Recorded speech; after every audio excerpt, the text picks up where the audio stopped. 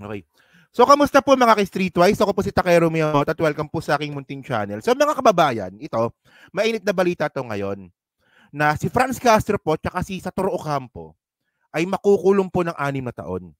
Dahil po sa sinasabing kidnapping, hindi na di umano kasi meron ng court decision, kidnapping ng mga minors. Okay. So ngayon, may mga nagpi-PM kasi sa akin na minsan kasi binabanatan ko si Franz Castro, si Raul Manuel. Ang point kasi natin dito mga kababayan, hindi porket na kasama natin ang Makabayan Black sa pagbati ko sa mga Duterte, hindi ibig sabihin nun na okay tayo sa kanila. Iba yon. Siguro pupurihin natin ito Makabayan Black sa pagbati ko sa mga Duterte, okay yon. Purihin natin doon. Pero ito kasi mga kababayan, ibang level pa rin po kasi at ibang usapan naman po kasi pag ito po ay regarding po sa recruitment ng mga kabataan papuntang komunistang grupo. Especially po yung mga armadong grupo po na yan. At ako nung pinag-aaralan ko tong kaso nila mga kababayan kanina, obvious na obvious mga kababayan, especially meron ng court decision, obvious na obvious mga kababayan na recruitment tong ginawa nila. Recruitment to mga kababayan. Force recruitment po itong ginawa nila. Di ba? Well, nakikita nyo naman minsan si Raul Manuel, pinupuri natin. Okay yun, Raul Manuel, kasi binabanatan mo mga Duterte. Pero ito ibang level to. Kasi katarantaduan tong ginawa nila. Tingnan nyo to basahin natin to, no? Tingnan nyo kung gaano kawalang hiya to, no? Okay, sabi dito, no? Franz Castro, Satoru Ocampo, meted 6 years jail term for endangering minors. So, ito, no? Ito yung mga mukha nila talaga, no? So, ngayon, sabi dito, nangyari to sa Davao del Norte din, Okay? A court in Tagum, Davao del Norte, has sentenced ACT Teachers Party List Representative Franz Castro and former Bayan Muna Party List Representative Satoru Ocampo up to 6 years of imprisonment for endangering minors in 2018. Okay? In 25-page decision, the Tagum Regional Trial Court Branch 2 found Castro, Ocampo, and 11 others guilty for violation of Section 10 Republic Act 7610, di ba?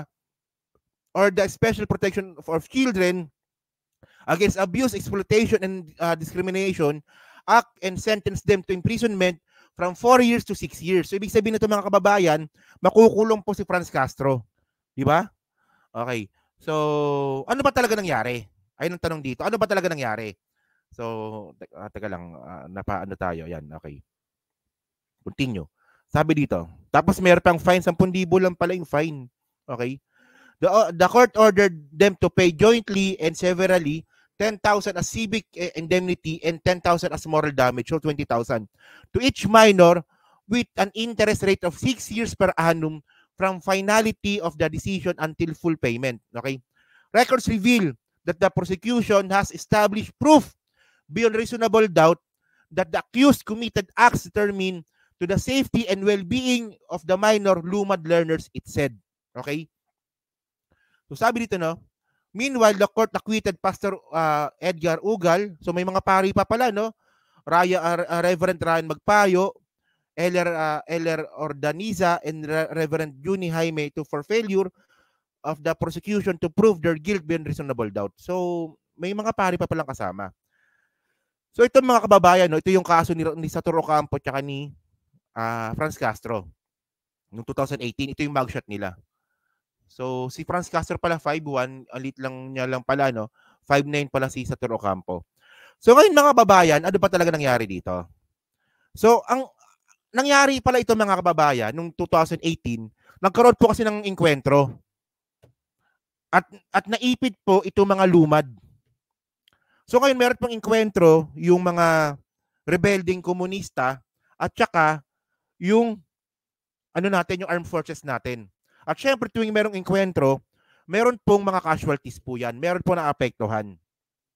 So, ang ginawa po ni Franz Castro at saka ni Satoru Ocampo, habang nagpuputukan, kinuha po nila yung mga bata. Inalis po nila dun po sa mga sa lugar po ng inkwentro.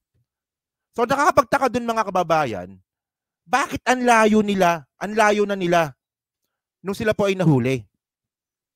So, syempre, mga kababayan, ang point kasi dito mga kababayan, nung kinuha nila yung mga bata na yan, wala pong consent ng mga magulang. para sila daw po ay iligtas. Kasi sabi kasi nila Franz Castro dito tsaka ni Saturo Ocampo, ililigtas daw po nila yung bata sa putukan. Yun nga lang, ang point dito, walang consent ng magulang. So, ang tanong dito, bakit nyo kinuha ng walang consent ng magulang? At syempre, isipin ninyo mga kababayan, saan nila dadalhin yung mga bata na yan? Di ba? Kung hindi nahuli, ang problema nila Franz Castro, nahuli. Nahuli sila. Nung nagkaroon sila ng checkpoint, nahuli sila. So, malaki po yung chance mga kababayan na i-recruit nila itong mga bata po na to. Ang dali po nilang i-recruit yan. Sabihin lang nila yan. Sabihin lang nila, kita nyo, may putukan na nangyari. Kasalanan ng gobyerno yan. Kasalanan ng mga sundalo yan. Sumapin na kayo sa amin. So, basahin natin yung sunod na article. No? So, sabi pa dito. Ayun po yung pinakakwento nun. Kunwari, nililigtas sila pero syempre, walang consent ng magulang. Okay? So, Talaingod, 18 representatives, ito ay nangyari ito yung mismo nangyari nung 2018. Okay? Okay, Castro, Saturo Ocampo face charges of trafficking, child abuse, kidnapping. So, ito yan Okay? Balita ito noong 2018. Okay. Davao del Norte, 18 members of National Fact-Finding Mission, among them ACT Teachers Party List Representative Franz Castro and Bayan Muna Representative Saturo Ocampo are facing charges of trafficking, kidnapping, and failure to return a minor after attempting to rescue student of a Lumad School Barangay in Palma from alleged harassment. Di ba? Kinuha niyo yung mga bata, hindi niyo pa binalik. So sabi pa dito, okay. Talaingod Municipal Police Station represented by its Police Chief Inspector Gara filed on Thursday, November 29 a complaint against Castro. Yan, so ito yung kaso nila. So sabi dito, teka lang. Provincial Prosecutor Norman Solis in his inquest resolution issued early evening of November 29 said that based on the evidence presented by the complainant, there is a probable cause to indict respondents for violation of RA 7610, Article 6, Section 10A, and recommended to bail of bond of 80,000 pesos. No? So may bail pala sila noon dati. Solis gave them 10 days from November 29 to submit their counter affidavit. So sabi pa dito, okay, sabi pa dito.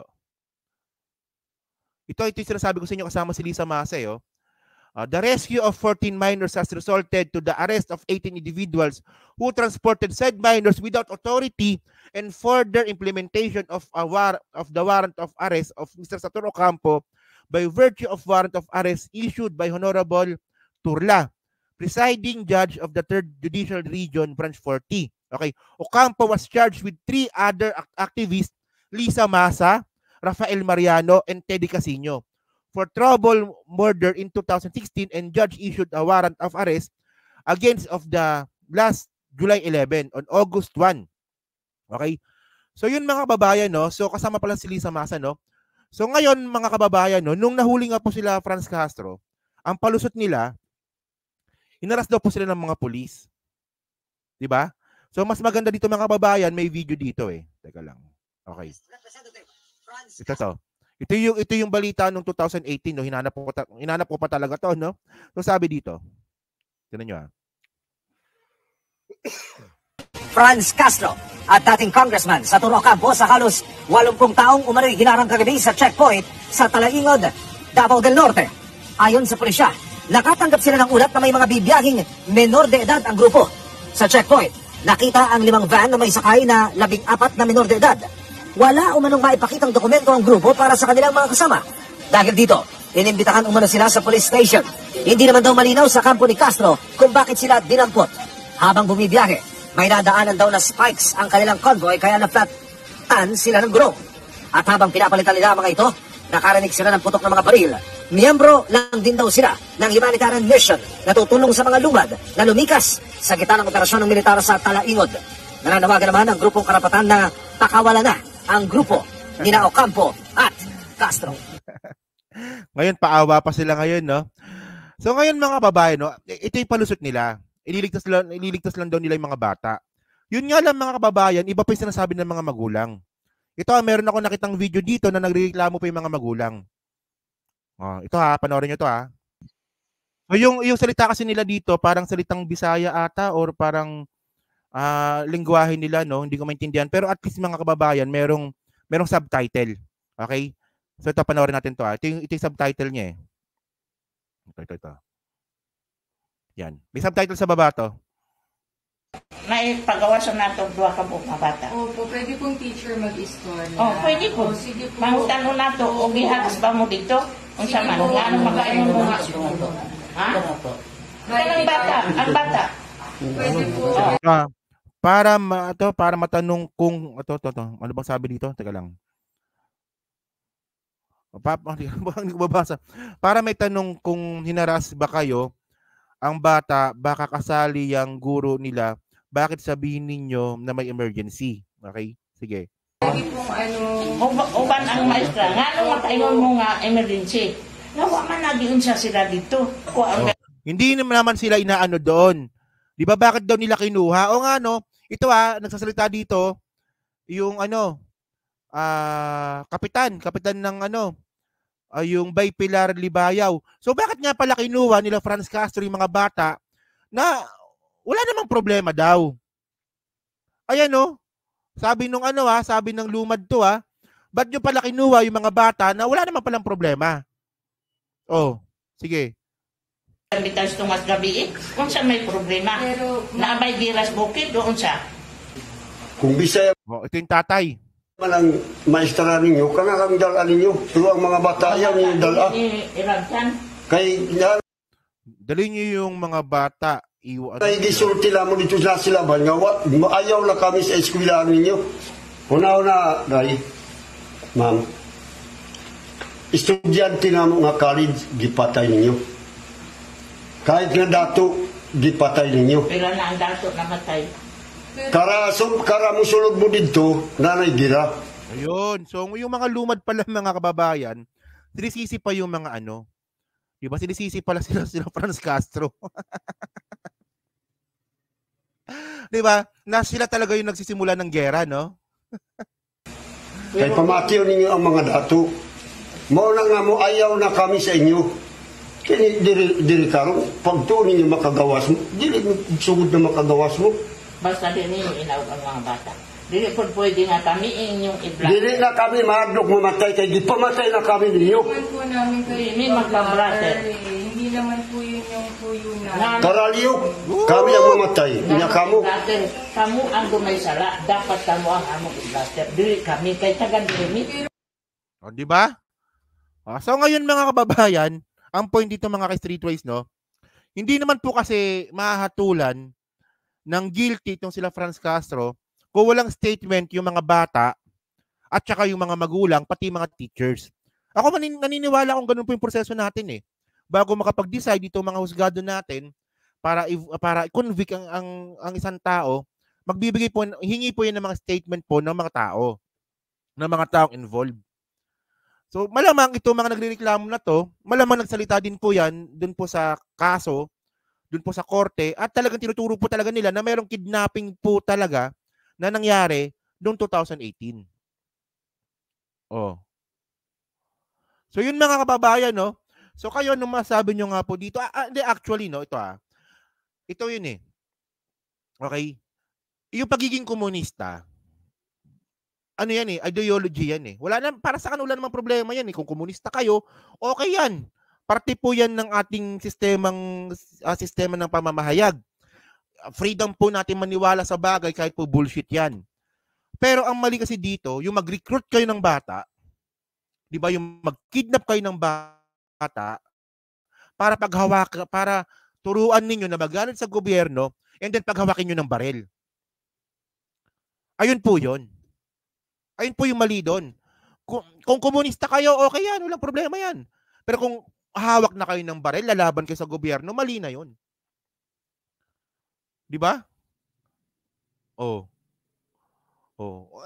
mga kababayan, tulad yung sinabi ko kanina, yung yung pagkondena ng Makabayan Black nila Sator Ocampo, nila Franz Castro sa mga Duterte, papalakpakan natin yan. Palakpakan tayo dyan, kakampi natin dyan eh. Pero ito kasi iba to. Ibang usapin to. Usapin ito ng malaking posibilidad na pagre-recruit ni Sator Ocampo at ni pangalan to ni Franz Castro para maging komunista yung mga bata. Di ba? Okay? So, yun mga kababayan, no? So, kayo po naman sabi nyo nga po dito sa pag-convict nga po kay Franz Castro at kay Sator Ocampo. So, kayo ba naniniwala ba kayo dito or parang nag-comment ngayon dyan, paano kung ito ay tanim pala ni Digong? Okay, hindi naman pwedeng mawala yun, yung posibilidad na yun, pero ang point natin dito mga kababayan, korte na po nagsabi. Ayun eh, korte na po nagsabi eh. Wala tayong magagawa doon. So yun mga kababayan, so pa-comment lang po sa baba at binabasa ko pong lahat yan. Nandiyan po sa 1,000 po na nanonood. Sa hindi pa po nakakapag-like, palike na lang po ng video po na to para din po makatulong po sa algorithms po ng content po na to. So thank you mga kababayan, maraming salamat sa inyo lahat. And then ito pag-usapan lang natin to, no?